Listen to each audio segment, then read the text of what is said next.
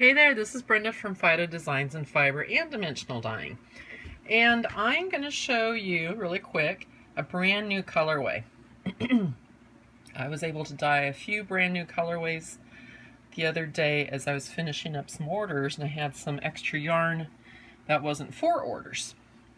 So this is going to be a brand new colorway. I don't have a name yet. And it's one of my variegated speckled hybrids. If I was a little more limber, I could show that to you better. But what you can see are some washes of sort of sky blues and Tiffany blues and pale minty greens that pop out against a more neutral background. And then there are some specks of color. So you can see a little bit of rose right there. There's just a hint of rose. There's some bits and specks of deep gold, which I really like to add. And there's some deeper gray and some speckles in there. There's a little bit of violet, it looks like. I don't remember all the colors that are in it. There's a lot. There are, I want to say that I did at least 4 rounds of color, probably at least 5 rounds of color. 5 rounds, each round has 2 colors. So that's at least 10 different colors in here, although some of them are very similar. So I'm about to skein this. I think it's going to look really, really, really awesome skeined. But this is what it looks like unskeined, fresh off the pole. And I think most hand dyers are a lot smarter than I am, and they don't reskein their yarn. It's so much easier. It makes my life so much easier, and it's so much faster to ship yarn when it's not reskeined. It is more time, more expense to skein it, but that's just become part of my brand. People now expect to see photos of really smooth, sleek skeins of yarn without a bunch of ties in them. They only have the 2 ends tied together. And where there are 2 purposes I achieve, 2 main purposes I achieve by reskeining.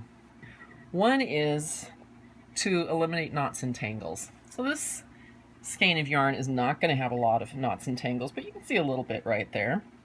And if I didn't reskein it, I'd have to spend some time really smoothing that out, which is hard on your wrists because you are pulling the yarn apart using your wrists and then twisting it into a skein. What's cool about not reskeining is then you can see how the yarn was actually dyed. You can see the colors together in the location where they were dyed.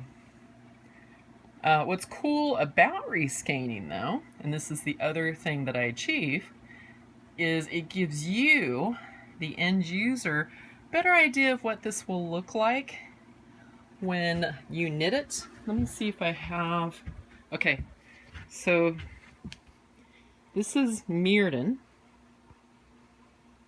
which is, I think it's a Celtic word for, mine just went blank. Merlin. So it's a lot of foresty colors. So it looks an awful lot like this off the dye, or off the drying rack where it's colors clumped together.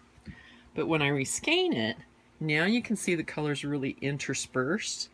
This gives you a much better idea of what it's going to look like when you knit it or crochet it or weave it or however you work with your skein of yarn, because you can get an idea of how the colors are going to intersperse, how they work together.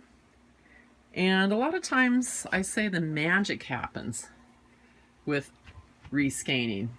I might not really like a skein of yarn when I pull it off the rack where I dried it and I think, oh dear Lord, what have I done? And then I reskein it and this happens. And I can't remember why I didn't like it when I pulled it off the rack. Because that's where, it's not just that you see the colors intersperse, but they become it's more than a clump of brown, a clump of turquoise, a clump of green. Now it's a colorway. It's all the colors working together.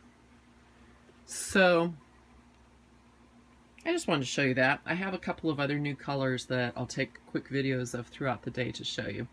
I hope you're having a fantastic day. Again, this is Brenda from Phydeaux Designs in Fiber and Dimensional Dyeing. And if you're not on the mailing list, there will be a link below so that you can be the first to know when these brand new colorways are available. Have a great day. Talk to you soon.